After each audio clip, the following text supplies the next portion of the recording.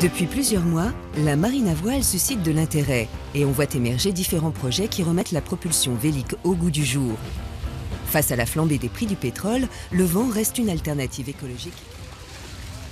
En Bretagne, toujours, dans la baie de Douarnenez, une goélette unique en son genre avance toute voile dehors. Après 4 jours de navigation, le Tresson-Bresse s'apprête à livrer 30 hectolitres de bière bio en provenance de Brixham en Angleterre. Mais avant de débarquer la marchandise, l'arrivée au port est toujours un peu sportive, car le bateau n'a pas d'hélice.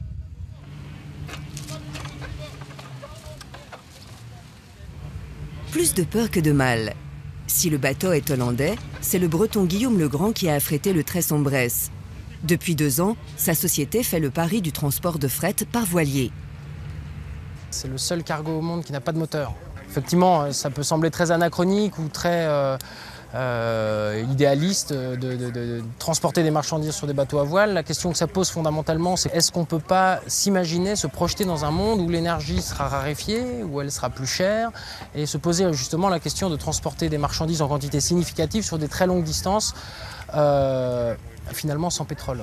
Guillaume affrète une quinzaine de voiliers comme celui-ci pour transporter du sel, des conserves ou du vin à travers l'Europe et même des fèves de cacao et du rhum depuis les Antilles.